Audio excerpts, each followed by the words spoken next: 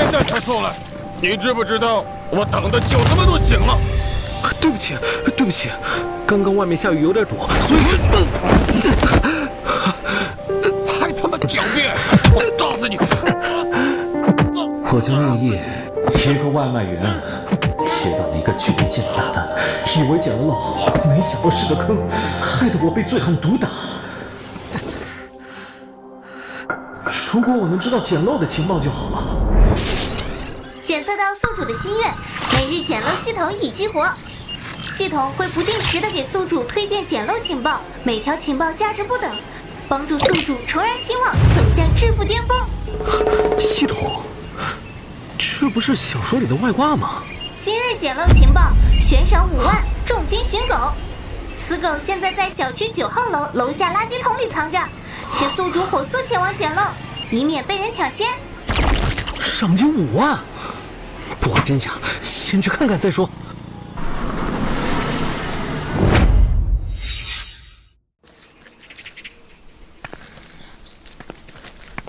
哎，根据系统提示，狗应该就在这里啊。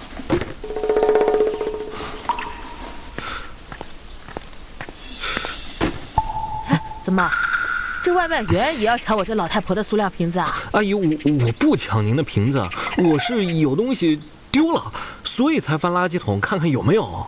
只要不抢我瓶子就行。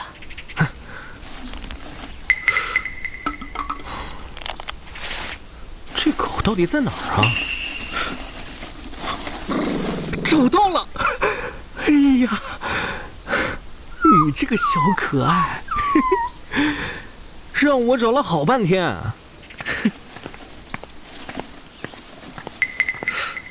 嗯，这是狗主人的联系电话。哎呀，小宝贝，你去哪儿了？妈妈担心死你了。哎呀，谢谢你啊，外卖小哥。啊，那个，我给你转赏金。哎，好。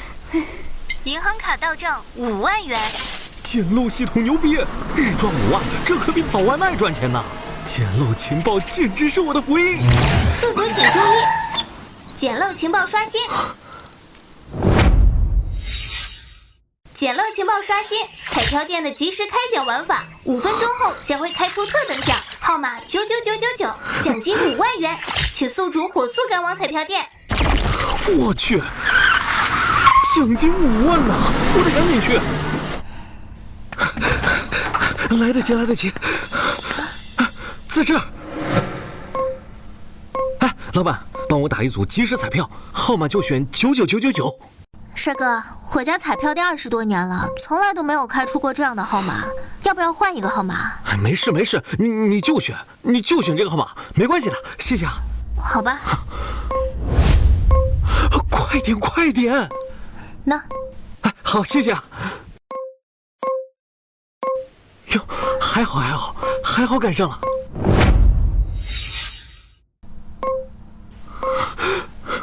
本期中奖号码99999，中了！我从小到大，除了买饮料中一次再来一瓶，就再也没中过什么奖，中了5万呢！帅哥牛逼啊！不错不错，扣完税还有4万多，再加上之前的5万，就是9万多。这捡漏情报简直是爽翻天了！莹莹怎么还不回来？哎，嫂子，小叶，累坏了吧？来，快过来吃饭。哎，嫂子，你又给我下面吃啊？小叶，你在外面跑外卖，风吹日晒的，要是回来连口热饭都吃不上，嫂子可真没脸活了。嫂子，你大病刚好，还不适宜下厨干活？吃吧。好吃。我做的鸡蛋面好吃吧？好吃。汤也要喝干净啊。嗯。对了，小叶，嫂子打算出去找份工作，贴补一下家用。不用，嫂子，我今天赚大钱了，以后啊，你都不用出去。喏。天哪，咋这么多钱啊？这都是你今天送外卖赚的？哎，不对啊，送外卖可赚不了这么多钱。哎呀，小易啊，咱家虽然穷，但咱不偷不抢啊，这犯法的事儿咱可不能干啊。嫂子，你多疑了，这些钱呀，都是我中彩票和帮忙找宠物赚来的。真的假的？这帮人家找个宠物，再买个彩票，就能赚这么多钱？对啊，我相信啊，以后咱们家的日子肯定会越来越好。以后你想买什么就买什么。对了，我们还要换一个大一点的别墅。小易啊，虽然你今天挣了这么多钱，但是未必明天也能挣这么多，这种事可不是天天都有的。做人还是务实一点好。以前我还真不敢想这些，但我现在可是开挂的男人，依靠捡漏情报，早晚有一天我可以站在世界巅峰。系统，今天有没有什么捡漏情报？777号便利店门口正在举行买大米送礼品的活动，其中有一袋缺角烂口的大米，内部藏有礼品金条1根。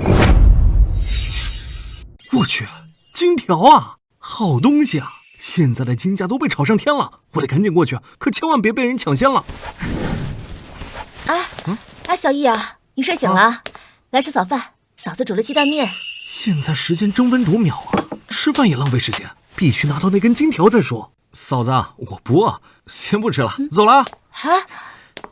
你这难道是我煮的面不好吃，还是他换了口味，不喜欢了？我们的大米现在搞活动，买大米可以送礼品。让一下。你好，你们这个买大米怎么送礼品啊？我看你这也没摆礼品啊。这是厂家搞的活动，礼品就在大米里面。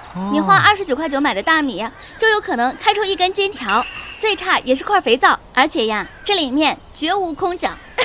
我得到了1块肥皂，最起码也是个安慰奖吧。我得到了1袋洗衣粉。按照系统给的情报，就是这一袋缺角烂口的大米，内部藏有金条。这袋大米怎么没人要啊？这个缺角烂口了，顾客们担心脏，所以没人买。那我买了。不过你给我便宜点，25块钱你卖给我吧。这个是厂家搞的活动，没法便宜。这袋烂大米还做什么活动啊？呸，谁会买？这袋大米我要了啊，钱给你扫过去了啊。让你买，大米都撒地上了吧？你个臭送外卖的，在这瞎凑什么热闹？大妈，你嘴巴能不能积点德啊？咋啦？你不也是瞅着这里面会不会有金条啊？就这点烂大米啊，我估计里面就是块肥皂。我现在就打开，让你看看里面到底是什么奖品。哼，你开。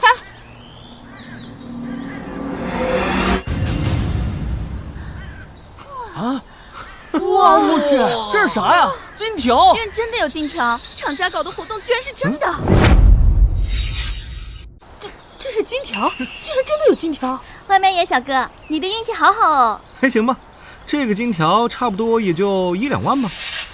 等一下，你不能走。怎么？你要干什么？这金条是我的，你还给我。你有病吧？你付钱了吗？这个大米本来是我要买的，要不是你按照原价付款，他们就卖给我了。结果你抢先一步，所以金条是我的，你还给我，要不然你就是明抢。大妈，这根金条也就20克，按现在的市场价格来算的话，这个也就不到2万块钱，你至于吗你？你要是觉得不至于，还给我，大家回来评评理啊！他手里的东西原先是我的，结果被他抢了去，他现在不还给我，这不是土匪吗？你能别老不要脸了吗你？就是你又没付钱，这大妈也太不厚道了吧！刚才就一直跟我搞价，搞来搞去我都不想卖给你了。现在人家外卖员小哥开出了金条，你又死皮赖脸的不让人家走。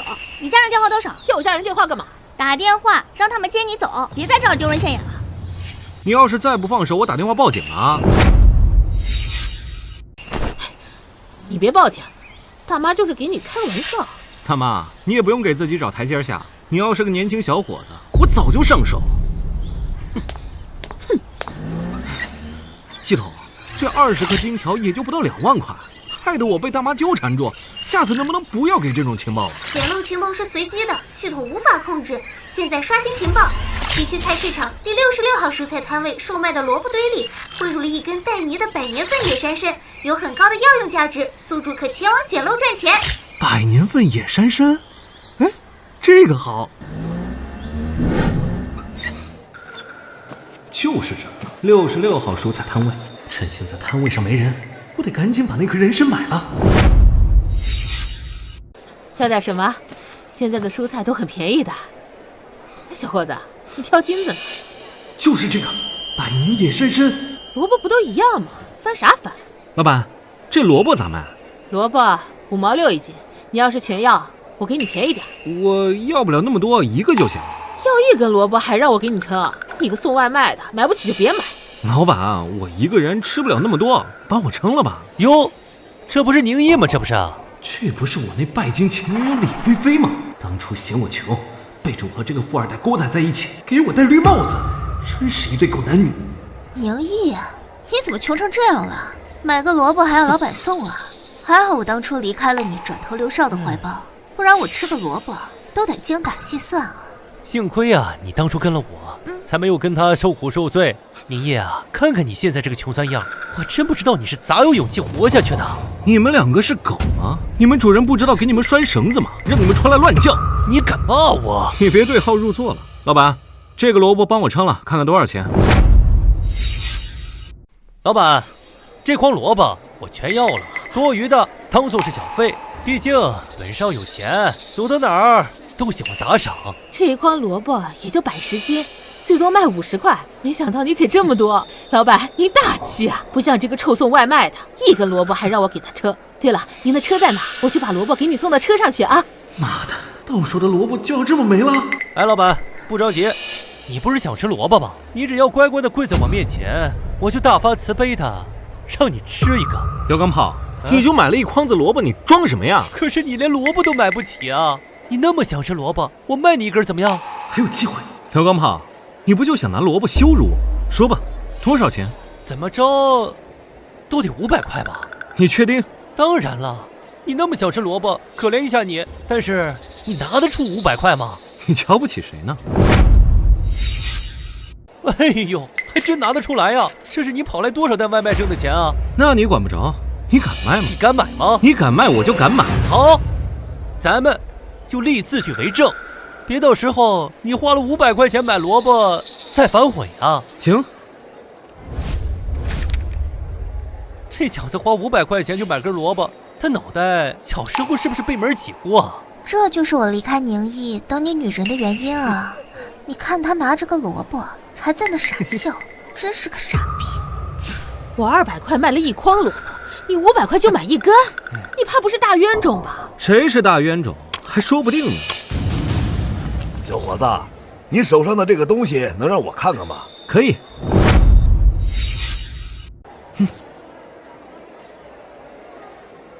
这是百年野山参，我寻遍山野香田都没有找到，竟然在这小小的菜市场找到了，真是皇天不负有心人呐！我孙女儿有救了！百年野山参？怎么可能是百年野山参呀？它就是一个萝卜，顶多多了点泥。小伙子，这野山参你卖不卖？我愿意高价收购，100万！什么？100万？500块卖掉的萝卜居然值100万？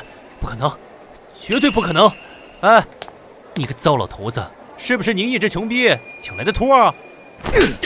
不懂尊卑礼貌，你家大人就没教育过你？见了年纪大的老人要叫爷爷吗？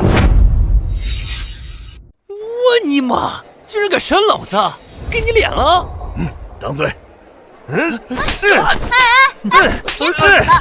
打了，别打了！怎么能随便打人？你以为带个保镖就能目无王法吗？让他知道怎么做人，这顿打挨得不亏。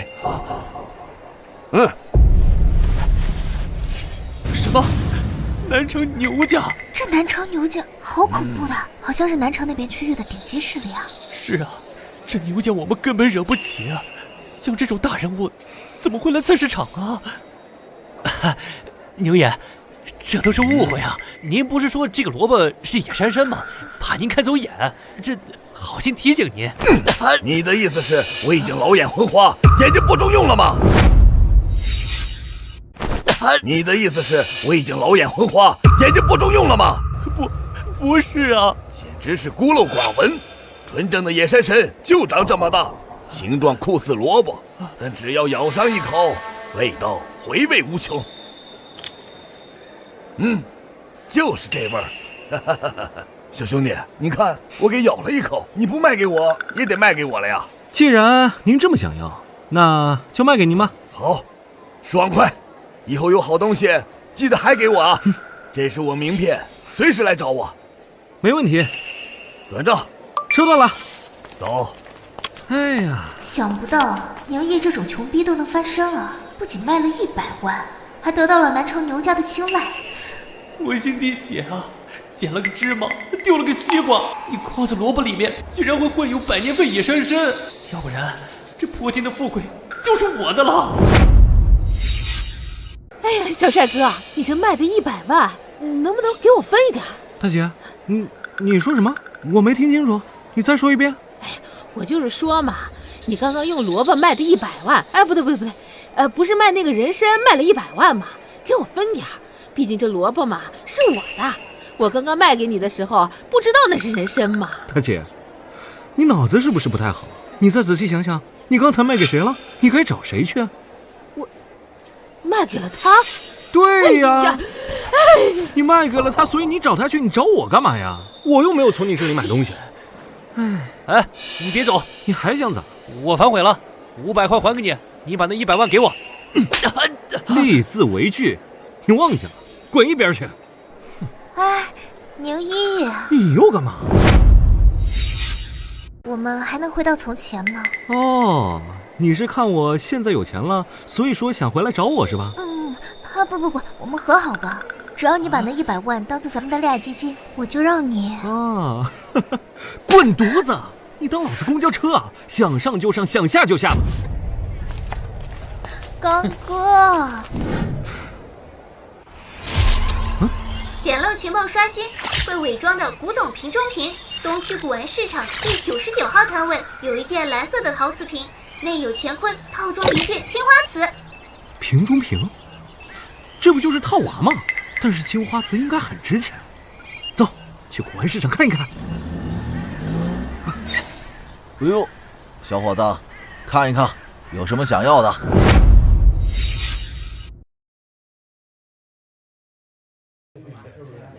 小伙子，有什么想要的吗？保证真品，假一赔10。随便看看。奇怪，怎么没有看到那件陶瓷瓶啊？难道是被人捷足先登了吗？小兄弟，你在我这摊位看了这么久，有相中的古董吗？老板，您这儿有没有那个？老板，祖传的瓷瓶，收吧。原来不是被人抢先了，而是我来早了。收啊！先看看成色才能定价啊。您上眼。啊，这个我最多给这个数。给20万呀？难道是200万？你想什么呢？你这破玩意儿不值钱，我最多给200块。啥？200块？这可是我家祖传的，我要不是给我嫂子治病，我才不卖呢。你给我拿过来吧。你可真是个黑心商家，我去其他摊位卖去。就你那破玩意儿，在这古玩市场有出价比我高的，我把脑袋摘下来给你当夜壶玩，我还不信了。哎，大哥，你那卖多少钱？你给我出个价。哎，兄弟，他那玩意儿不值钱，就是普通窑洞烧出来的普通瓷器，遇见个不懂行的，最多卖个2-3千，再高就卖不上价了。你看看我这边的古董，随随便便一件，你都可以当传家宝，传给下一代了。你这个摊上我没有喜欢的，我不想买。你想要什么东西？你说，在这个古玩市场，我都能给你搞到手。哎呀，我不买，你这东西不行，那人都走远了。走就走呗，你在我这儿买件古董呗，今天还没开张呢。哎呀，不买，你烦死了。买个东西吧。你放开我！哎，你怎么又回来了？其他商铺就给100块钱。哎，小伙子，你刚才说你想卖是吧？你能出什么价格呀？大哥，我听说你这个瓷瓶子是祖传的，卖了是为了给嫂子治病是吧？啊，那你嫂子治病需要多少钱？你想卖个什么价位？我想卖这个数，50万呢？5万就行，够给我嫂子治病就行，我就想要这么多。行，那看在你救草心切，你手里这个陶瓷瓶我就要了。行啊，谢谢老板。来，扫码。给。呦，好了。哎呦，小兄弟，你怎么转了10万呀？5万就够了呀。唉，是这样，我也有嫂子，当年我为了给她治病，也是东奔西走的，四处去借钱。这5万块钱就当是你我之间的一个情感上的共鸣。祝你嫂子早日康复啊！谢谢小兄弟，谢谢。我叫张博，以后有什么需要的，您尽管开口啊。行，那我先回去了。兄弟，你既然这么有钱，买我件古董回去当花瓶呗。我从未见过如此厚颜无耻之人。松手！我不松。你松开！除非你在我这儿买个古董。我不买，你松开！你松开！什么情况？哎呦，我操他妈的！看走眼了，这蕴藏玄机，瓶中瓶，青花瓷呀！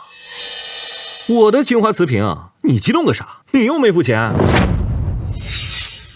想不到是瓶中瓶啊！古人智慧可真伟大，知道没人会去摔瓶子，所以将真品藏在一般藏品中，来达到保护真品的目的。高，实在是高啊！之前这个陶瓷瓶的主人也在我摊位上问过价，我给出100块，早知道多加个0也能捡个大漏。哎呀，可惜了。小子，怪不得人家要5万，你非但不觉得多，反而转10万，你才是内行人呐！我只是单纯的觉得那个人比较可怜，想帮他一把。如果这个要是让你们这帮摊主说的话，估计连500块都给不到，你们还有脸说我呢？对，我们大都是想以小博大。哎，小伙子，你这个青花瓷打算出手啊？有这个想法？你打算出多少钱买？我出50万买下这个青花瓷。50万？50万你就想买青花瓷啊？你是想低价捡漏啊，还是觉得这个小兄弟不懂青花瓷的行情？你也听到了，50万太少了，我这青花瓷怎么可能卖你呢？好说，不行的话就80万。哎呦，听见没？80万，这还嫌低啊？哎，行，100万，100万，把这青花瓷卖给我吧，这可是天地良心了。我平时就喜欢收藏这个东西。这样，我其实啊对这个古董行情也不是特别了解，要不再加点？行，那就再加20万，120万，成就成，不成我就走。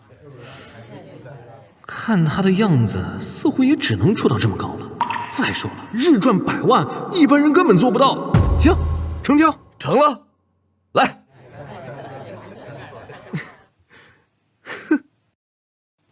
要是让嫂子知道我今天卖了这么多钱，不知道她会不会很开心呢？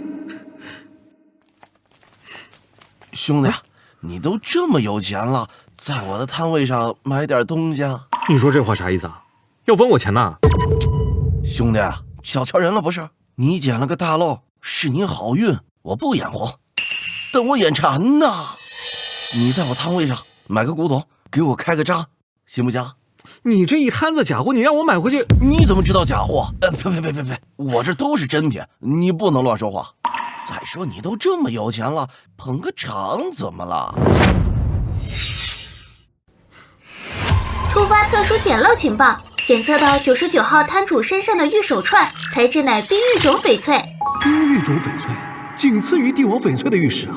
没想到这个老板手上竟然能戴这么贵重的东西，就是不知道他知不知道自己的手镯这么值钱。先试探一下再说。那行，既然你那么诚心，那我就在你摊上挑个古董，就当是帮你捧个场了。哟，谢谢兄弟，你随便看，我绝对不会漫天要价的。这个多少钱？兄弟，好眼光啊！这听说以前是峨眉派尼姑的玉扳指，据说还是乾隆爷。哎呀，你要谈价就谈价，你别跟我说那有的没的故事啊！说价格。好，那就一口价10万块。10万块？你这也太贵了吧，老板！你我都心知肚明，你地摊上这些东西全是假货，你就不能诚心给价吗？你就当捧个场了。捧场也得是1分价钱1分货，你这的东西我是没一个满意的。哎，老板，你这个手串是什么材质啊？你想要这个呀？啊，5万块。5万？看来这老板绝对不知道这手串的价值。冰玉种的翡翠，拿到拍卖会去拍卖，至少也得100万起拍。5万太贵了，老板，你这手串就是几个小石头串起来的，哪能要那么贵啊？这手串当初是我在乡下收的，花了200块钱，当时看着漂亮才要的。无论这小子出多少钱，我都是稳赚不赔。你诚心想要啊？想要的话，我给你便宜点，100块。哎，哪有这样捧场的？你刚刚都赚100多万了，都是百万富翁了，才出100块。我就单纯的觉得这个手串好看，买过来想要送人呢。就算送人，你也不能买这么便宜的东西吧？加点。你要加多少啊？这样吧，你再加2个0，这单生意我们就成交。最多1个0，不行的话我就走了。哎，算了，卖给你了。谁叫我今天没开张呢？哎，转过去了。谢谢兄弟，欢迎再来啊！又白捡一个大漏，挣钱就是爽。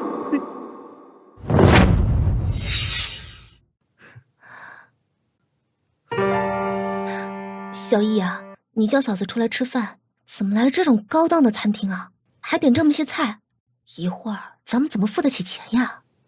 哎呀，嫂子，我们都好久没有出来吃过饭了，今天好不容易出来吃个大餐，别那么拘谨。但是如果一会儿真没有钱付账的话，我们也可以吃霸王餐。那等会儿我借口去上厕所，然后找到电闸拉下来，你呀趁乱逃跑，知道吗？嫂子，别那么紧张，吃个饭还是付得起钱的。喏，你看，个10、百、千、万、10万，你100万，小易，你是怎么有100万存款的？哎呀，我跟你说呀，嫂子，今天呢，我去菜市场买菜的时候，无意间买到一个天然的野山参，被人给高价买走了。然后我就想着去古玩市场给嫂子买个礼物，没想到竟然买到了真品，最后又被人给买走了，然后莫名其妙就变成有钱人了。小易，你这运气也太逆天了吧！嫂子真为你感到骄傲。所以说嘛，嫂子，人在走运的时候，那喝口水都能赚钱。哦，对了，嫂子，我给你啊买了个礼物，这是我送给你的冰玉手串。你可别看它外表啊像石头穿起来的，但是它里面内含玄机，戴久了以后，你就会发现它的不同之处。试试看，喜不喜欢？合适？喜欢。小易长大了，知道给嫂子送礼物了，可是嫂子却没准备礼物。嫂子，你别那么说，我哥走得早，我对你好是天经地义的。哎呀，吃饭吧，快吃，吃不饱我们再多要几个。突发情报：本餐厅大厨所用的菜刀材质乃是青铜锻造的刀身。我去，青铜刀身，那得值不少钱吧？我得想办法去看看。哎，服务员，麻烦来一下。你好，先生，请问有什么事吗？我可以去你们后厨看一下吗？这位先生，真是不好意思，我们后厨不让客人进。就看一下，没人知道的。好，先生，您得快点看，被店长知道了要骂我的。哎，小李，这是哪位？这是啊，你好，马师傅，我就是个顾客，我刚刚在外面吃了您做的菜，觉得特别好吃，所以进来看一看呢。哎呦，谢谢啊，小兄弟，我做菜这么多年，还是头一次有人到后厨来说我做菜好吃呢。系统，这老马大厨用的菜刀怎么看都是一把普通的菜刀啊，怎么简陋？你是不是搞错了？宿主，你在质疑我？要透过外表看本质啊！如果肉眼能看出来的东西，那还值钱吗？友情提供鉴宝方法，此菜刀在火上炙烤1分钟，刀身便可出现变化。原来是铁菜刀，看来也是铁包头。哎，马师傅，你这把菜刀在哪儿买的？感觉好锋利啊！这是我媳妇儿的嫁妆，当时她家是卖猪肉的，嫁给我的时候就带了过来，说是什么传家宝，不过他也不在人世间了，这是留给我的唯一念想。嫁妆，睹物思人，那这个宝贝如果我还要捡漏，这也太不是东西了。马师傅，你这把菜刀的材质是铁的吧？啊，对，是铁的，铁的比不锈钢的用着好用。但是要经常打磨，要不容易生锈。而且这把刀很锋利，剁肉、剁大骨头都很轻松，而且不用再去买剁骨刀什么的。的确是挺锋利的。不过马师傅，你可能不知道这把刀的价值。你老婆给你陪嫁的这个东西啊，很值钱的。嗨，值钱？这能值多少钱？一把普通的菜刀也就110来块钱。哎呀，马师傅不一样的，你得透过外表看本质。如果你相信我的话，把这把菜刀丢在火上炙烤1分钟，绝对会不一样。这能行吗？这是铁的，遇到高温它会融掉的。哎呀，1分钟融不了。如果你相信我，可以试一试。神秘兮兮的，这菜刀还能藏着宝贝啊！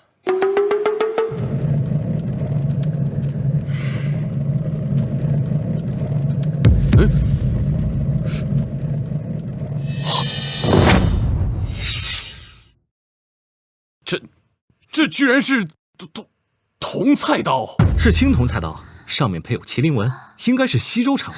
稀奇啊，一个菜刀也能变成古董，哥，没想到你还有这本事。略懂一二。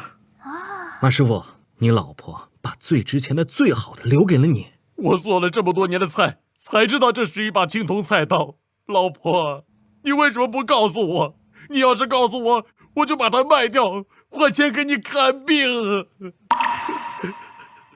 看来每一件古董的背后都是一段不为人知的感人的故事啊。哎哥，我冒昧的问一下，这古董能卖多少钱？具体多少钱还真不清楚，但是可以肯定的是，马师傅呀，摇身一变，马上变成亿万富翁了。天哪，1万富翁！哎，马哥，我以后是不是要叫你马富翁了？这把菜刀我也没打算卖，这是我老婆留给我唯一的念想了。我要把它卖了，只顾物质享受，我就太不是人了。话说回来了，在这儿给你们做饭，我过得也挺好。谢谢你啊，小兄弟。客气什么？我也只是看出了这把菜刀的不凡。哎，你可以把它当成一种精神寄托，当做传家宝传下去。哎，要是没什么事儿，我就先走了。我给你下面吃。不用了，我吃过了，先走了。哎呀，今天虽然没有捡到漏，但是心情无比的美丽，赶紧回家陪嫂子。检测到宿主前面的垃圾桶里有一大束被遗弃的玫瑰花，宿主可捡漏。玫瑰花？系统，这玫瑰花有啥好捡漏的呀？玫瑰花是经过包装的，花蕊是金子做的，宿主还质疑吗？包金的玫瑰花啊，肯定是哪个舔狗为了讨女神的欢心，把包金的玫瑰花伪装成了普通玫瑰花，结果女的瞧不上，直接把它扔到垃圾桶，嘿，让我捡到便宜。现在行业这么卷了吗？垃圾桶也有人抢着翻啊！又是你啊，小伙子，你不是送外卖的吗？老婆婆，好巧啊，我的东西丢了，所以过来找找，看能不能找到。只要不拿我的瓶子就行。放心，肯定不拿您的瓶子啊。您捡，您捡。好好好。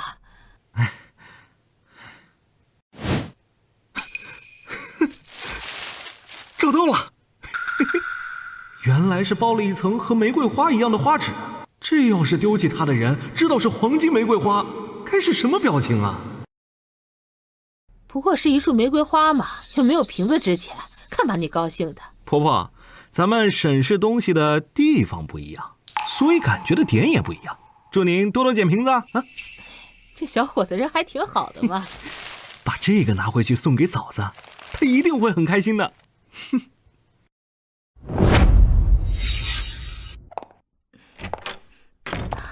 嫂子，你还没睡啊？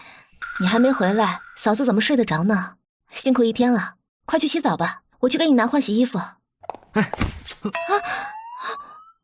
我不是有意要亲到你的，我也不是故意要拽你的，刚才的事情就当没发生。下次别这么冒失了，嫂子，我有东西要送给你。那，给。这是玫瑰花呀。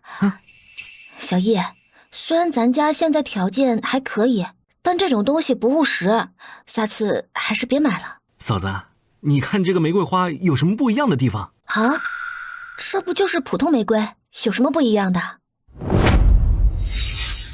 你再仔细看看，摸一摸它那个花蕊。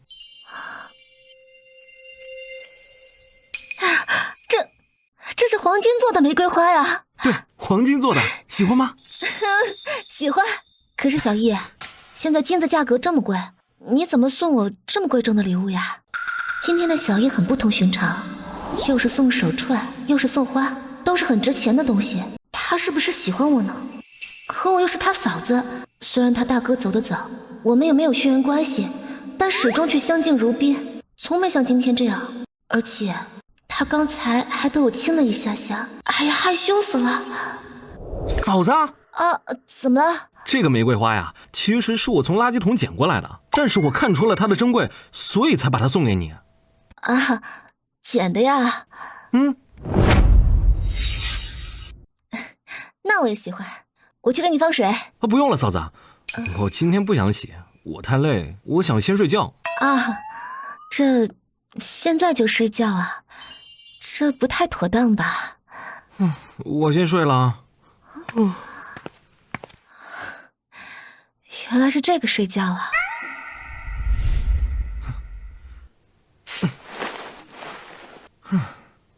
系统，今天有没有捡漏情报？金宫会馆108号技师所用的小玉头材质乃是金丝楠木，宿主可去消费捡漏，捡漏成功将有几率触发超奖模式。我去，给人洗脚的木盆竟然是金丝楠木，这可是木材中的极品，号称是古代帝王木，好像曾经拍出1000万级的价格。哎呀，这个漏必须得捡。不过金宫会馆的消费不低，得先去取点钱。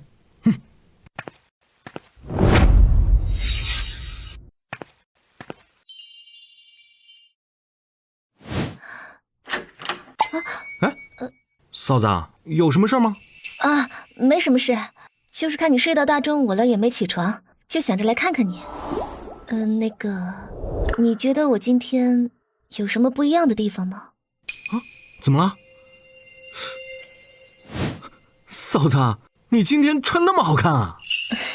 你喜欢的话，以后我天天穿给你看。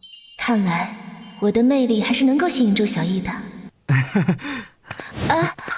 你走什么呀？我还下了面给你吃呢。等我回来再说吧，嫂子，我还有事儿得出去一趟啊。你。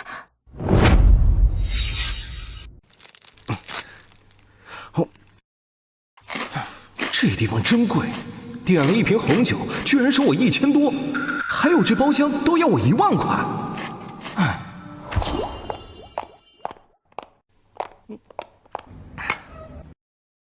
老板好。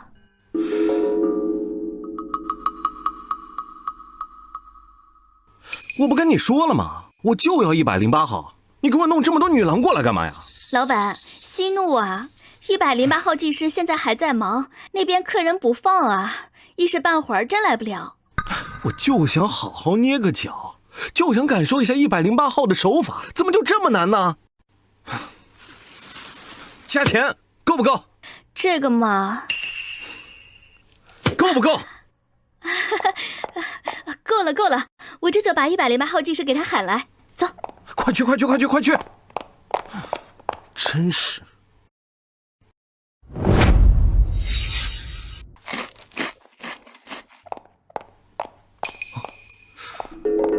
就是这个盆儿，金丝楠木。老板您好，让您久等了。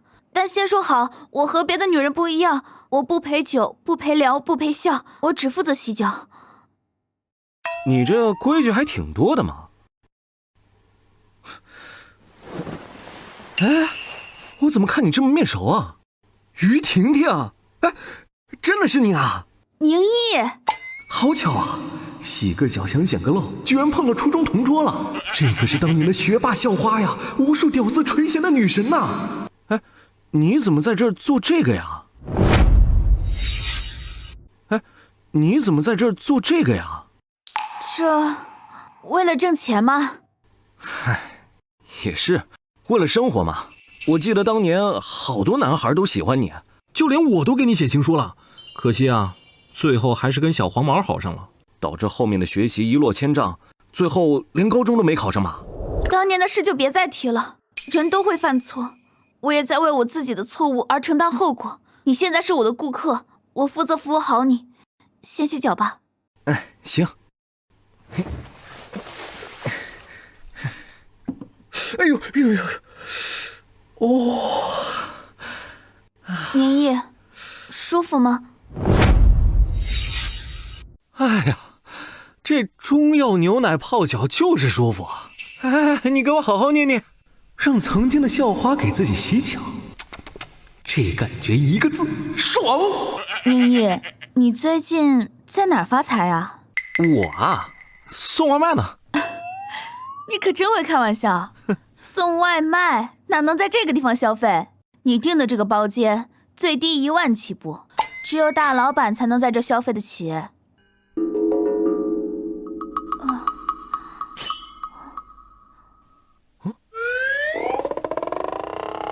宁毅，你出门带这么多现金干嘛？我这人出门喜欢带点现金，能让我有一种花钱的快感。这目测得有30-40万吧？差不多。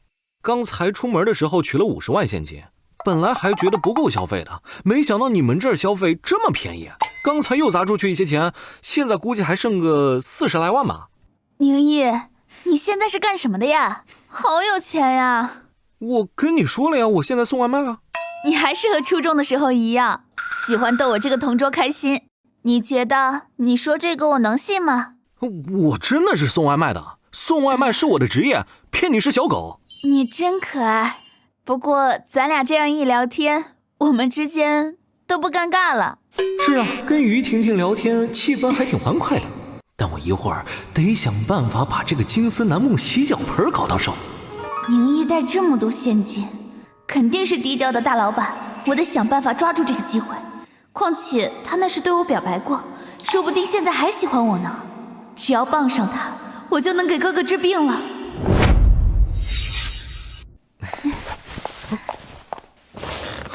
你干嘛？宁毅，你当时给我写的情书表白还算数吗？我之前跟你表白你不答应，现在怎么再续前缘啊？那我现在答应做你女朋友好不好？你能不能正经点？我是过来洗脚的，不是来做那种事儿的。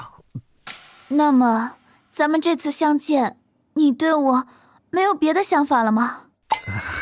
那都是懵懂时期的回忆。你的意思是你对我不感兴趣了？可是我现在对你感兴趣，怎么办呢？咱能不能聊点别的？聊什么？聊你这些钱是怎么赚的吗？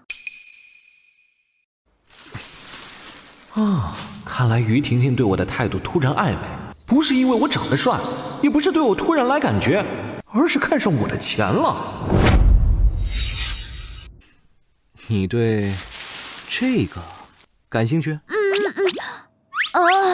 我不拜金。嗨，这沓钱给你，就当是我们老同学重逢的见面礼。真的？啊！但是你别再对我动手动脚了啊！好吧。那咱们现在可以聊点别的吗？可以啊，你想聊什么？你们这个木头的洗脚盆是用什么材料做的呀？我感觉把脚一放进去，就感觉浑身特别的解乏。是我的小手给你按的解乏吧？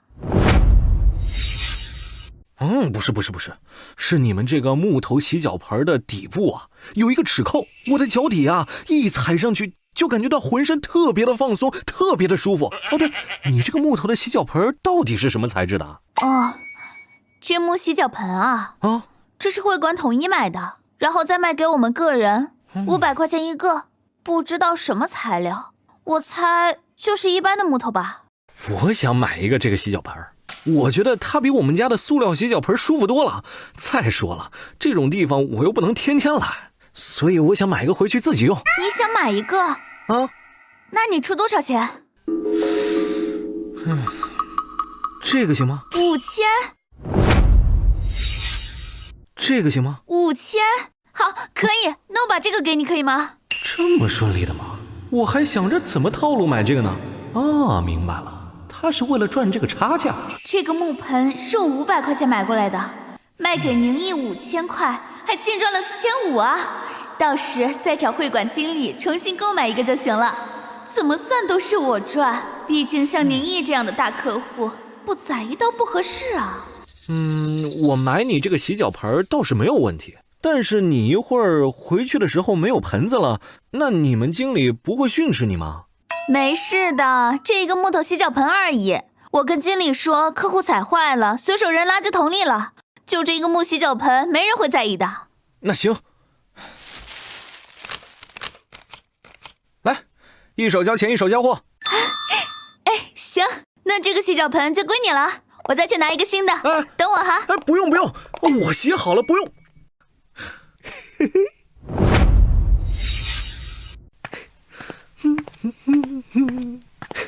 没想到这么容易就得到金丝楠木。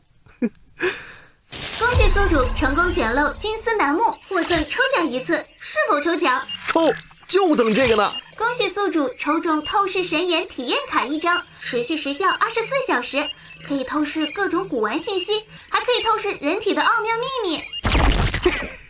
透视眼，这个我喜欢。不过眼下当务之急是找一个懂行的人，把这个洗脚盆卖个高价。如果去古玩街的话，可能就会被别人给压价。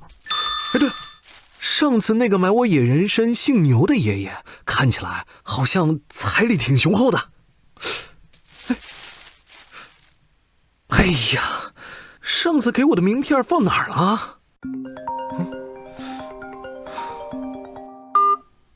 喂，谁啊？小老弟，还记得爷爷不？我靠，你怎么骂人啊？你谁啊？小老弟，爷爷不是想占你便宜的，我是上次买你野山参的那个牛爷。牛爷是吧？我想起来了。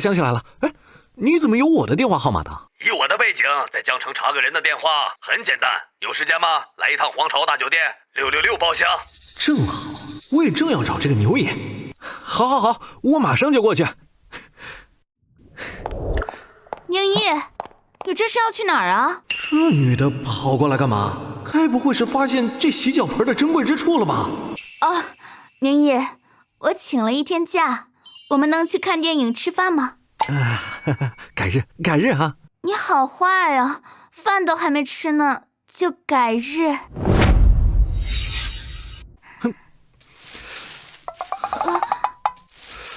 于婷婷，你额头没烧啊？你在这发什么烧啊？我说的改日是我还有事儿，得先走，改日再吃饭啊。走了。宁毅，你不解风情，老娘早晚有一天把你拿下。哼，等着吧，你逃不出我的五指山的。知道爷爷为什么摆这一桌吗？知道呀，感谢那个卖野山参的人，要不是那个野山参，我的病也不可能好得这么快。等会儿恩人来了，你可不许耍大小姐脾气啊！你要好生的感谢人家。感谢倒是可以，但是爷爷的心思我有点琢磨不透啊，恐怕是藏着小心思的吧。我是觉得那小伙真不错，是个潜力股，我有意撮合你俩。哎呀，爷爷，你又不是不知道，我有心上人了。你那个心上人到现在在哪儿还不知道，都藏在心里多少年了，到现在还是找不到吧？你要打开视野，兴许以后遇到一个更好的呢。等会儿他来了，你带他去鉴宝会，让他长长见识啊！爷爷，单人去鉴宝大会就相当于带了一个陌生人，哼，我才不要呢。哎呀，牛爷，小兄弟，你终于来了，来，快请坐。你怎么带个盆呢？你这人刚从洗浴中心出来的吧？那个不好意思啊，我刚才去泡脚了，所以没来得及。没事没事，年轻气盛，可以理解。来，我给你们介绍介绍，这是我的孙女儿牛碧，这就是你的恩人宁毅。牛碧，这名字起得好。是他。站住！你们家那么有钱，这2天为什么没有交保护费？麻溜的赶紧交了。我这2天往家里要钱，爷爷都问我要那么多钱干什么了。这2天可以不交吗？哎呀，不想交保护费呀，那我们就没有办法保护你了。姐妹们，给我打！你们这么多人欺负他一个，还要不要脸？放开他！哎呀，来了个多管闲事的。姐妹们，给我2个一起打！一个小不点儿，还想英雄救美，不自量力！姐妹们，我们走。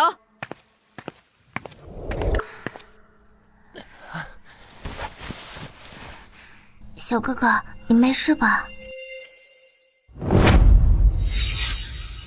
没想到曾经救过我的恩人，这次又救了我一命，看来真的是上天眷顾的缘分啊！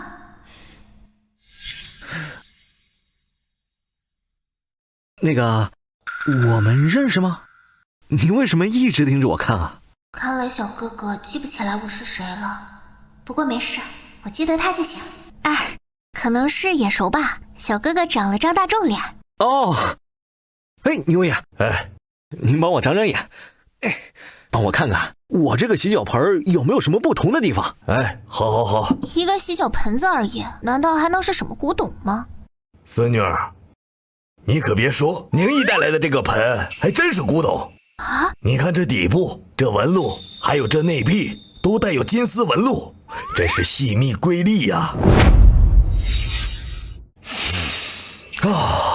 带有一股淡淡的清香，这是妥妥的金丝楠木啊！金丝楠木，天哪，那这值好多钱吧？是啊，至少上千万。小兄弟，你真让我大开眼界呀！上一次是叶珊珊，这一次是金丝楠木，你一次又一次的给我惊喜，不知道你这东西从哪儿得到的呀？实不相瞒哈，捡漏。不错，我记得上一次的野珊珊也是捡漏，你的运气真的很不错，这个东西我收了，我现在就给你开发票。哎，爷爷，先别急。怎么了，乖孙女儿？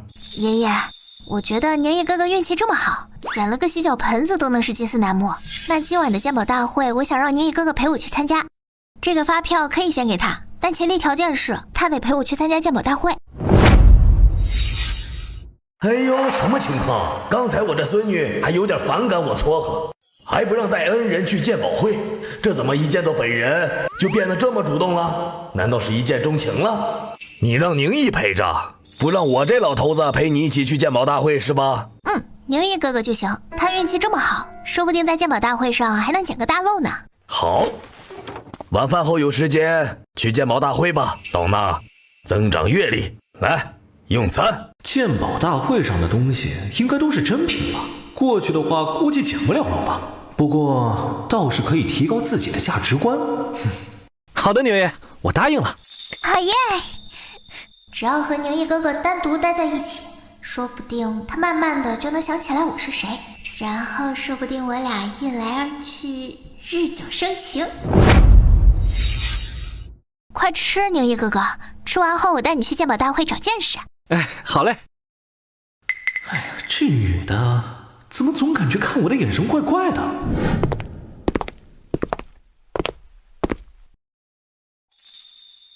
咱能不挽着吗？一哥哥，你看这鉴宝大会上哪个男的女伴不都是挽着的吗？别那么拘谨嘛。挽是可以没问题，但是你别老用你那俩溜溜球来回蹭我呀。你讨厌吧？哪有这样说女孩子的？哼！行，走。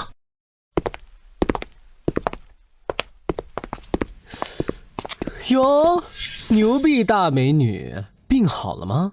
就来参加江城1年1度的鉴宝大会了，我追你的时候被你拒绝过无数次，说什么也不谈恋爱，不搞对象，让我一度以为你是个使女。现在怎么找了个屌丝当男朋友啊？不好意思啊，我声明一下，我不是牛逼的男朋友。哦，不是男朋友，是包养的小奶狗了。我也不吃软饭，请你注意言辞。他就是我男朋友，狗大少你就死心吧。我告诉你，你不要在这里阴阳怪气的讽刺人。我不想当挡箭牌啊！我记得儿时当过，被几个小太妹打得鼻青脸肿的。从那以后我就长了记性，看来现在又要当一次护花使者了。你就帮我一次吧，不然这个狗大少还会对我纠缠不休的。就这么一次啊，这只是暂时的。小子，是男人的话就不要躲在女人身后。你眼瞎呀？你没看到明明是他躲在我身后吗？我操，你敢骂我？去，给我掌他的嘴！哎，这可是鉴宝大会，狗大少，你还想动手打人不成啊？好好好，我不让人打他行了吗？不过我很好奇，你身上有什么魅力，能让碧碧你看上？知不知道我可是狗氏集团的少东家，我家有10几亿的资产，而且我是牛逼男朋友。我20岁就考入牛津 MBA， 拿下双博士学位，25岁就……我是牛逼男朋友。我从小条件优越，个人名下还有30套房产，而且我是牛逼男朋友。我每天从200平的大床上醒来，代步工具最次的都是 BBA。我是牛逼男朋友。你除了会说这么一句，你就不会说点别的了吗？他真的是我男朋友，这下你死心了吧，狗大少？我不服，小子，你敢不敢跟我比试一下？我可是有鉴宝协会颁发的 A 级鉴宝师，对各种古玩都有着独特的鉴别能力。你要跟我比试鉴宝能力？对，在我最牛逼的领域击败你，输的话就把牛逼让给我，我还要剁掉你的4肢。你赢的话，我跪下喊你爸爸，而且从此再也不会在你们面前出现。可敢应战？有何不敢？我就当着这鉴宝大会，在你最擅长的领域光明正大的打败你。我感觉这种感觉应该会很爽吧。一哥哥，别跟他打赌，这狗大少在鉴宝行业的确是有天赋的，经他鉴定过的古董玉器，从未看走过眼。说假的就不会是真的，说真的就不可能是假的。哦，这么厉害，那我可得好好会会。毕竟我可是有透视神眼体验卡，根本不惧一切。好，一言既出，驷马难追。说出去的话，泼出去的水，咱们的赌头即刻生效。各位静一静啊，我有事情要宣布。哦，狗大少，你这是不是又要搞什么大事啊？今天这场鉴宝大会，我要与这个小子进行私人对赌，谁赢得多，牛家牛币大小姐就归谁所有。还请诸位做个见证。以女人做赌头，有意思。狗大少，我支持你。狗大少一直中意牛逼大小姐，奈何一直热脸贴冷屁股。听说牛逼大小姐前段时间生病了，是全靠着野山参治好的。现在狗大少想趁着这个机会一举拿下牛逼大小姐啊！狗大少，我支持你。你要是赢了，那小子若是不服，我们一定不让他走出这里。那真是感谢大家的厚爱了，毕竟我对牛逼的感情众人皆知啊。可是他背着我和这个男人搞到了一起，这让我心如刀绞啊！所以我只能以这种形式来得到牛逼的爱啊！这是狗大少，这是狗大少，这是狗大少！你能别吹捧和说废话了吗？咱们手底下见真章。可以，我会让你输得心服口服。我会让你知道谁才是最优秀的男人。通知鉴宝大会主办方，以我狗大少的名义，与这个宁毅进行私人对赌。是。哎，你终于今天的诸位，静一下。本次的鉴宝大会临时有变。刚才得知狗大少和一个小瘪三打了赌头，这次鉴宝会也变得更加有乐趣。所以主办方同意了狗大少的请求，改为2人对赌大会，不知在座的嘉宾可有意见？没意见，没意见。最喜欢这种带赌头的，鉴宝大会了。哈哈哈哈。那好，咱们废话不多说，鉴宝大会开始，有请狗大少和那位小瘪三上台鉴宝。当然，台下的嘉宾若有高见，也可一同鉴宝。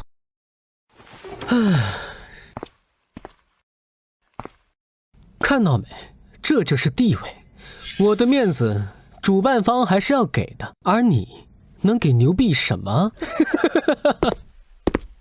哎，别去赌，这可不是捡漏，而是货真价实的比实力。而且这主办方肯定和狗大少私下勾结在了一起，你上去肯定会输的。你要是不相信我，那干嘛还要拿我当挡箭牌呢？这是我的错，可是我不想让你输。怎么不敢上来？哎呀，不敢上，不敢上。你要是现在认输，还来得及。你看看他嚣张的气焰，如果不上去杀一杀他的锐气，日后他还会死缠着你的。再说了，你要相信我嘛。是啊，我应该相信他，就像儿时，他毫不犹豫地把我护在身下，保护着我。好，那我陪你一起，大不了输了我陪他，然后把他给阉了。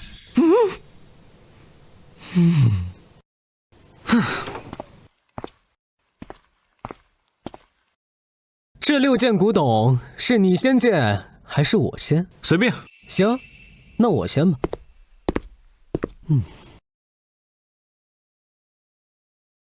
这是百鸟春色图，图是百鸟发春之意，表示了动物在大自然中最真实的生活状态，出自古人沈大师之手，是真品。狗大少高啊！嘘。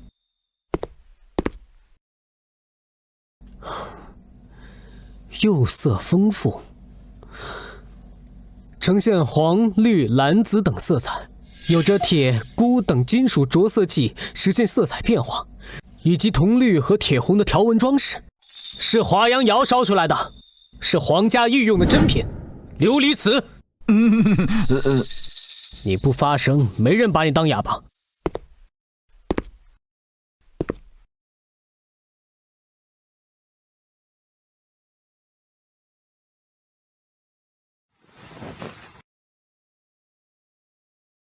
这是龙纹玉佩，古代皇帝挂在腰前，以展示九五之尊之威严，是真品。哟，是真品啊！真品，他说真品啊！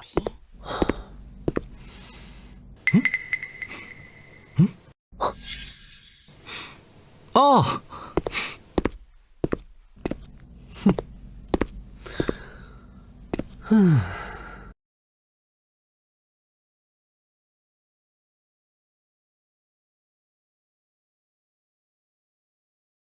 这9尊边上有龙凤呈祥，色泽古老而鲜艳，散发着岁月气息，应是古时皇帝大婚时与皇后共用的龙凤9尊，是真品。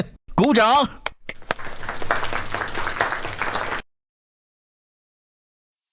哎，从主持人的言行举止来看，狗大少应该是鉴定对了。那可不，主持人肯定知道那6件物品的真假，那小子这次必输无疑呀。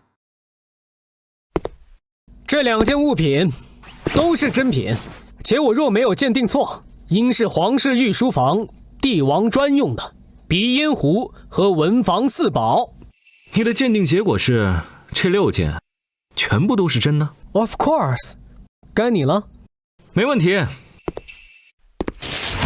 触发特殊捡漏情报，检测到卫生间里第1个隔间有50千克的黄金，宿主可进行捡漏。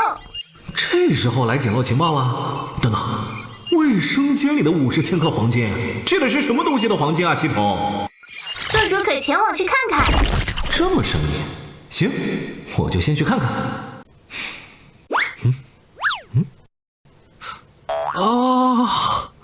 哎呦！哎，我去，我肚子疼，我得上个厕所。他怎么走了？跑了，吓跑了，吓跑了！这小子该不会想开溜吧？不行，我得看看去。哎，这啥情况？怎么回事？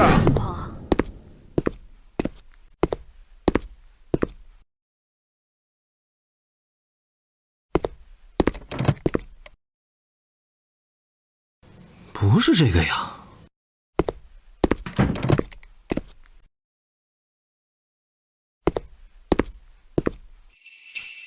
系统，这隔间里面什么都没有啊！这门是颗粒板，马桶好像也是陶瓷的，你是不是捡漏情报给错了？给点提示呗。掀开马桶盖。这什么也没有啊！等等，黄金马桶。宿主还不算笨嘛。但是这黄金马桶谁把它放这儿了？而且这是公共的，万一被人拿走了怎么办？别人若是发现了，还有宿主的事情吗？说的也对啊。哎，不管什么人了，反正我发现了就是我的。但是得想办法把它弄出去才行啊。哎呀，等找机会吧。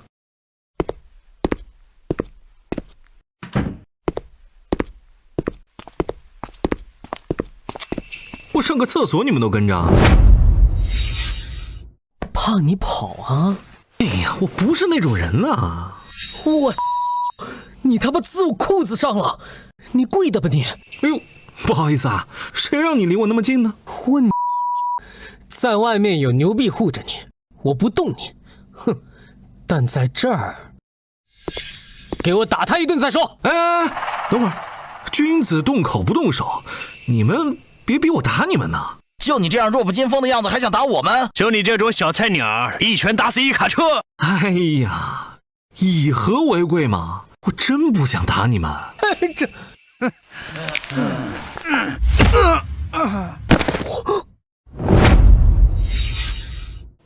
上次被那个女劫匪差点一刀干掉的时候，激活了系统被动功能，让我的身体强化到一个超级强悍的地步。就这种小虾米，我拳头再稍微用点力，就能直接把他干死。你打他呀！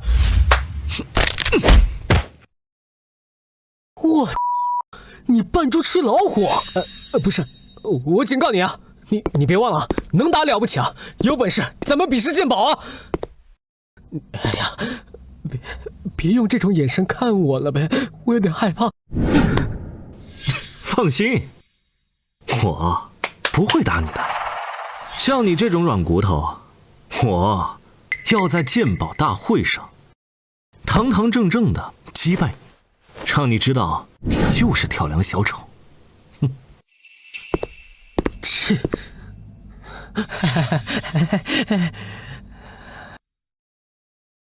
走啊，鉴宝去啊！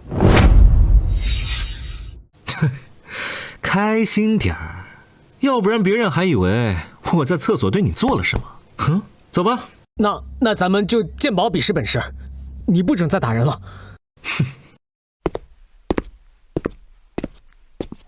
走啊！走啊！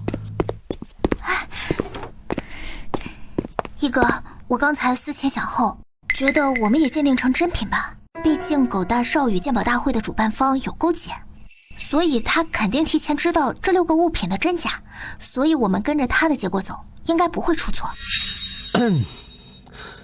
我提醒一下，你不能跟我的鉴别结果全都一样，要不然就分不出胜负了。听到了吧？想偷鸡偷不成，相信我就完事儿了。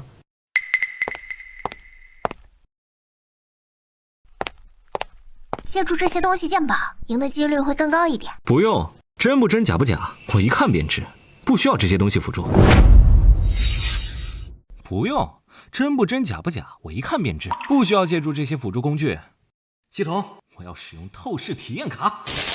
透视体验卡使用成功，时效24个小时，可看穿一切物体的内部构造信息。不错不错，仿佛双眸能洞穿沧海桑田一般。先看看能透视到什么。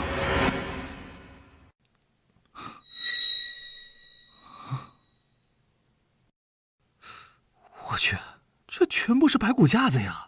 一哥，你说什么呢？啊，没什么。哇，这系统透视体验卡的效果，这也太那啥了吧？不都是说透视眼可以透视别人看不到的东西吗？哇，这透视眼这也太露骨了吧！最重要的是，我不想看这白骨，我想看点别的，比如说漂亮的美女不穿衣服的那种。不穿衣服的那种剥不了。喂，你愣在那半天干什么呢？还不赶快鉴定这些古董！你要是不会鉴定，你就乖乖认输。你叽叽喳喳什么呢？我现在就鉴定。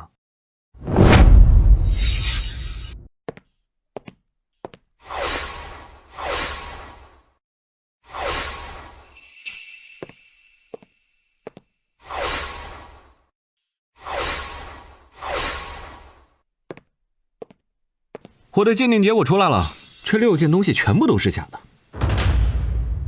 假货！这个小子的脑袋长屁股上了吧？居然全部鉴定的是假货，蒙都不可能这样蒙的吧？狗大少可是 A 级鉴定师，他鉴定说是真的，就一定是真的。那小子看来要输了。一哥，你可千万不要瞎胡鉴定，这里可是鉴宝大会，怎么可能全是赝品？再说，就算蒙的话，也能蒙对1、2个呀。我的眼睛告诉我，这些东西都是假的。完了，这次铁定输了，也不知道选择相信宁毅是对还是错。哼，你的意思是你鉴定的这些都是赝品吗？我可以再给你一次改过机会，到时候输的话可别哭鼻子。这6件物品在拿上来之前已经由鉴宝协会鉴定过，所以你鉴定错了，那么后果你是知道的。现在狗大少怜悯，再给你一次机会，你要重新鉴宝吗？没必要再鉴了，全部都是假货。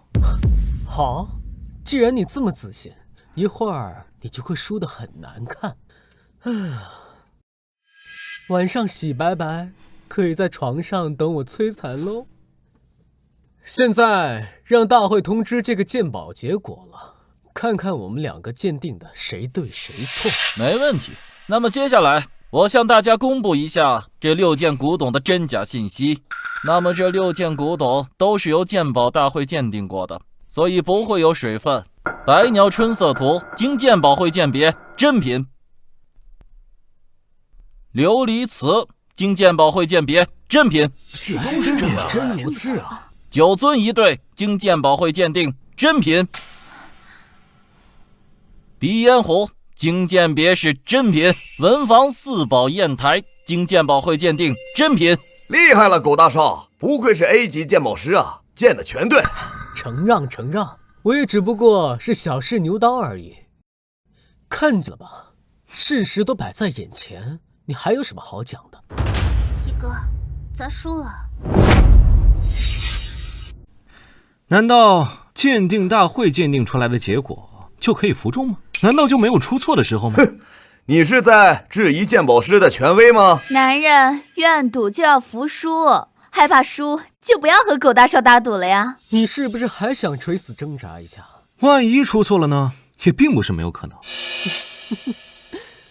这种概率绝对不可能出现。那如果出现呢？凡事都不是绝对。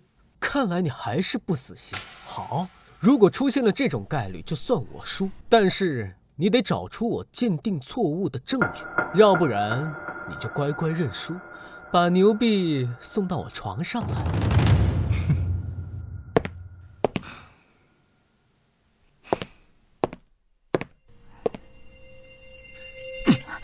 哎呦，居然打碎了！为什么打碎了呀？这是什么意思啊？怎么把琉璃瓷打碎了呢？这小子是在作死啊！这琉璃瓶老鼻子贵了。一哥，你打碎这东西干什么？那还不是因为他自知赢不了我，然后认输了呗。小子，你说你打碎这个琉璃瓶，你也还是输，而且你还要去赔偿这个打碎瓶子的价值。你说你脑子是不是抽风了呀？我打碎这个瓷瓶子是要证明这个琉璃瓷是假的，既然是假的就不值钱，打碎了就打碎了。何以见得呢？你的证据呢？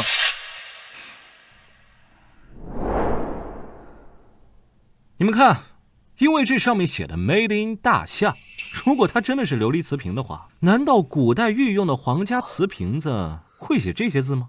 这可以证明琉璃瓷瓶是假的了吧？幸亏之前使用透视体验卡透视这些信息的时候，看到这个瓶子内部的构造，还有其他5件物品都是假的。耶，好棒啊！我们终于扳回一局了。淡定，我说了不会输，就有不输的底气。兄弟，你才证明1件是假货，那其他的呢？你别高兴太早。对，这个琉璃瓶是我看错了，但你还有剩下5件，我看你怎么证明都是假货。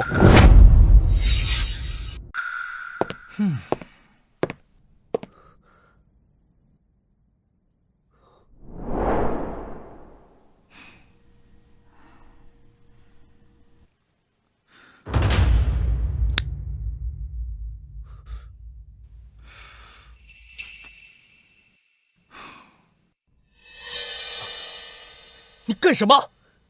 这幅画这么珍贵，你根本赔不起，不准烧！寇大少，你别着急啊！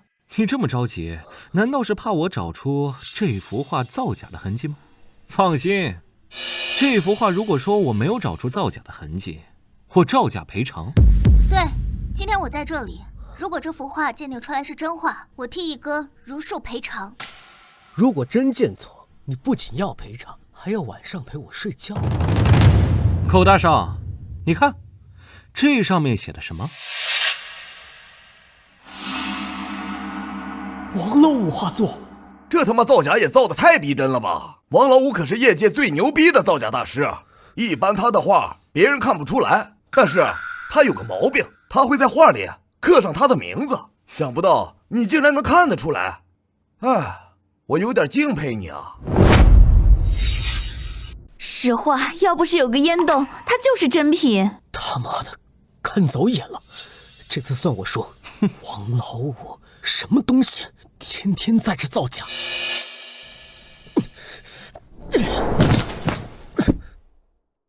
耶，太棒了，又赢了一局！你怎么亲了我一下？一时情不自禁亲了你一口，别太拘谨嘛。下次亲之前提前打招呼啊，要不然不让亲。好。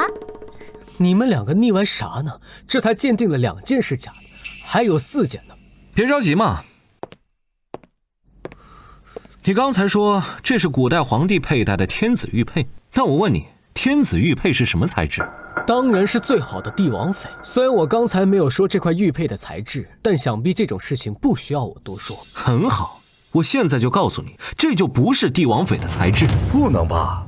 这玉佩看起来很漂亮啊，这么好的材质，应该就是帝王将相的吧？可如果帝王翡的材质单凭肉眼就能看出来，那你们也是愚蠢至极。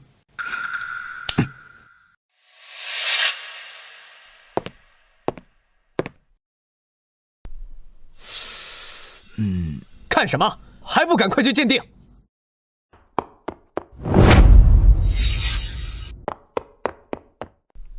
检测结果出来了，狗大少。快说，是什么材质？狗大少，我私下跟你说吧。我输得起，是真品还是赝品？你现在说出来，私底下说，让别人以为我在搞什么鬼。好，我说，这玉佩的材质是石英石材质。这么大的石头，不会吧？这样，石英石材质，这是最便宜的石头了吧？葛大少怎么能3番5次看走眼呢？可能是纵欲过度了吧，玩得太花，连鉴宝的本事都没有了。我现在越来越看好这小子了，有点真本事。果然和我猜的一样，是假货。他妈的，这造假的水平为什么这么厉害？坑我好几次了已经。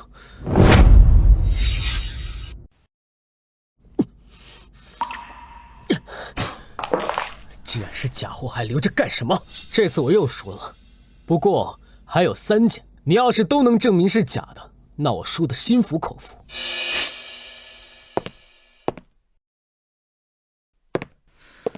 你刚才说这个酒樽是古代皇帝和皇后成亲时用的兑酒的杯子，你现在说是吧？对，这个古董，我相信自己的本事，这次鉴定我绝对不会错。如果这次是我再能看错，他妈的自己扇自己耳光。这个酒樽呢，的确是个古董，可惜啊，它不是帝皇用的，它是民间的仿制品。你怎么证明？就算不是帝皇用的，那它的材质也不会错，是青铜的。如果连这一点我都能看走眼的话，我直接撞死在这柜子上，怎么样？你的情绪没必要这么激进吧？没错，的确是青铜的。是青铜的，就说明这是真的。只不过是掺杂了青铜，而且还不是皇帝用的呢。因为你看看它的底部吧。周朝民间仿铸，这又是假的！狗大少再次走眼。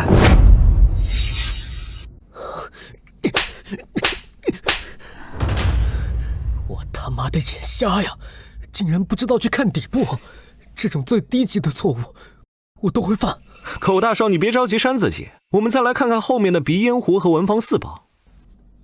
好，我倒要看看这2件，难道就没有一个真的？这上面的3个字不用我多说了吧？工艺品。那这个呢？皇家御用的文房四宝，不会再出错了吧？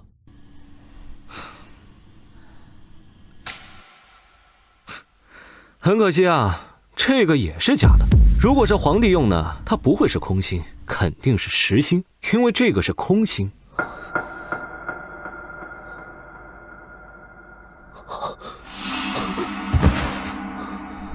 妈的，为什么是空的？为什么？我输了，输得心服口服，输得毫无怨言。我承认你小子有这个本事，我愿意兑现之前的赌约。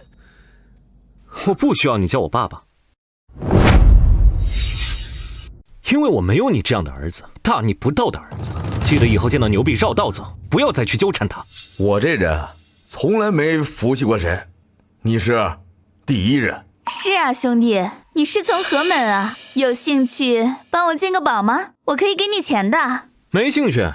太好了，赢了，我们反败为胜了。你怎么又亲我啊？女朋友亲男朋友不是很正常吗？不是说好了只是暂时的男朋友吗？我是被你硬拉过来当护花使者。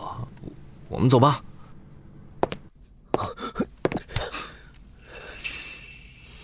我还没同意让你离开，虽然我甘于认输，但是你敢不敢跟我再赌一次？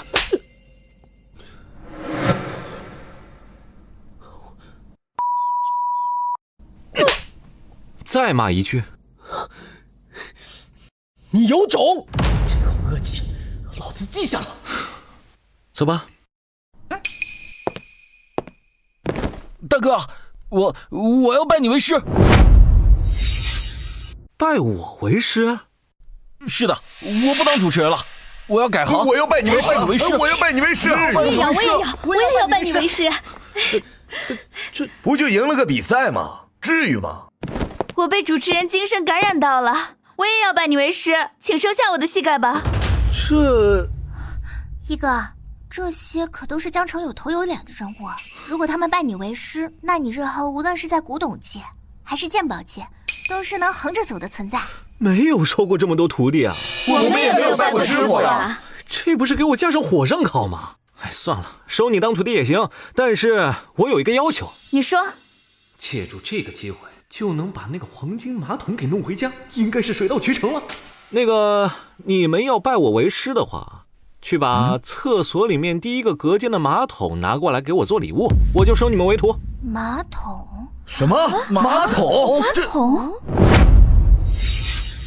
这大师可能口味有点重吧？师傅，你要是喜欢马桶，或者家里缺马桶，我可以找人给你定制。卫生间的马桶那都是普通货色。我不管，我就要那个马桶。如果不拿过来给我的话，我就不收你们为徒。这不太好吧？师傅，给您钱行吗？我先给您100万。我也给100万。我也给你100万。每个人都送100万，固然很吸引人，可是也没有黄金马桶珍贵啊。不行，我就要那个马桶。我刚才上厕所的时候就看上了那个马桶，我就特别喜欢那个马桶，必须得那个，要不然就不收你为徒。好，既然师傅喜欢，那我就做主了。那马桶送给师傅，我去和大会的主办方沟通一下。还是你有孝心，快起来吧，我以后就收你为徒了。时间也不早了，我们先走啦，走吧。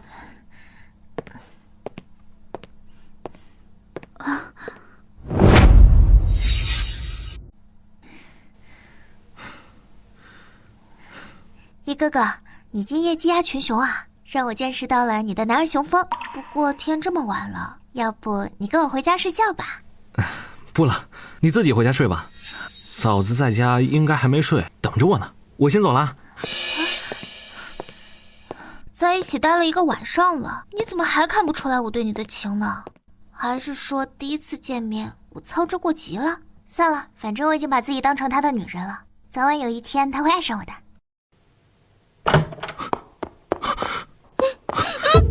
哎呦，宁毅老弟回来了！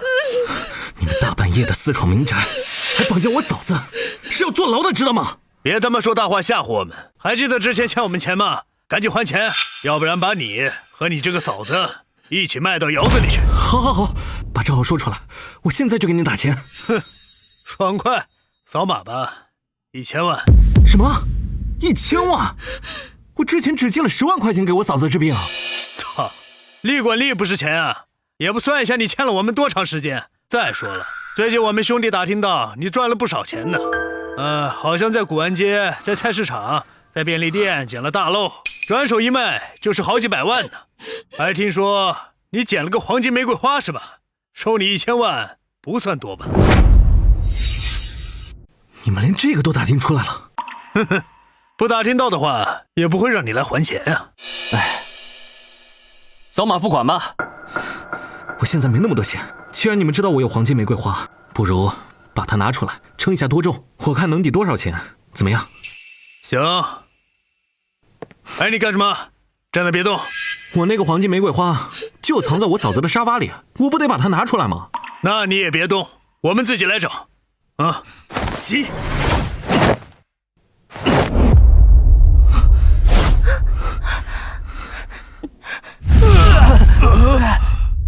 你什么时候变得这么厉害？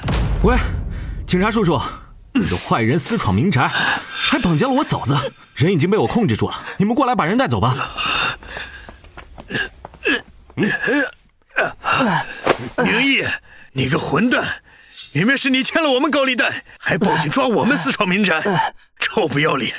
老实点，放高利贷是违法的，你们还私闯民宅，下半辈子在牢里度过吧。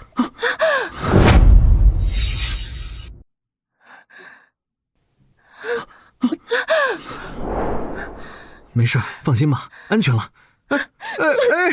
嫂子，你这是干什么？